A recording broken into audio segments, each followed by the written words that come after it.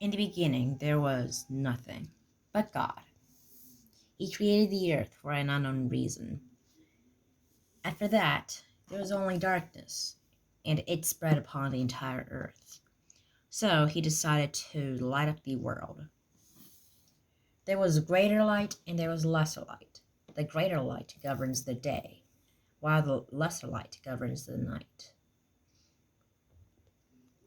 But after that, it was nothing but light and darkness. So he decided to put some water on it, and then eventually he created plants as well. After that, he populated it with the animals of the land and the animals of the sea. He commanded them to multiply and fill up the earth.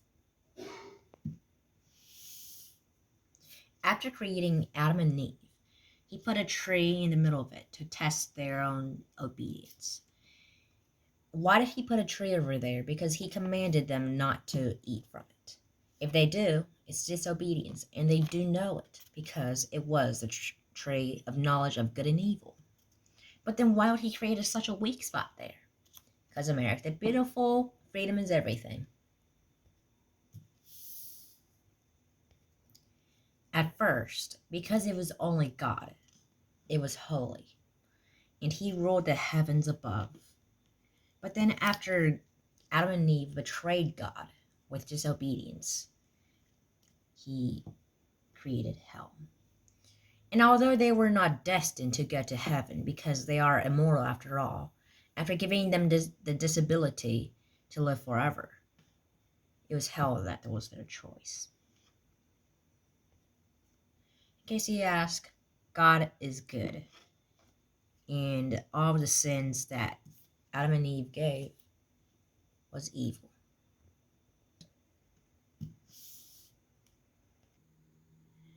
Although they were kicked out of the Garden of Eden after betraying God with disobedience, people still loved him.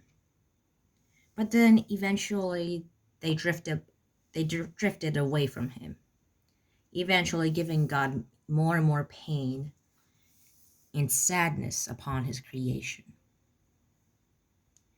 Eventually there was so much evil, nobody knew goodness. And to end his suffering, he reset the entire world. But before doing that, he told Noah, as he was the only blameless man who believed in him and worshipped him. He notified Noah to build an ark, as he is going to flood the entire world.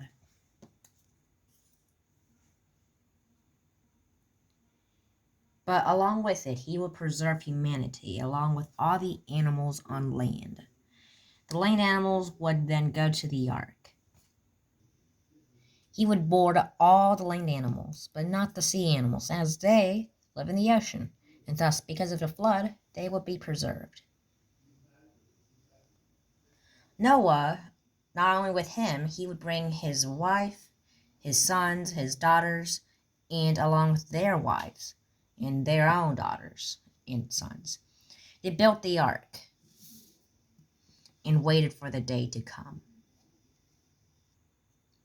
Eventually, God pressed the reset button, and water rained from the above and from below. Water arose and flushed everything on land and killed and drowned people. All the badness was erased, though, among all this cruelty. But after the 2 month struggle for survival, Noah's Ark landed upon Mount Ararat, a mountain in Turkey.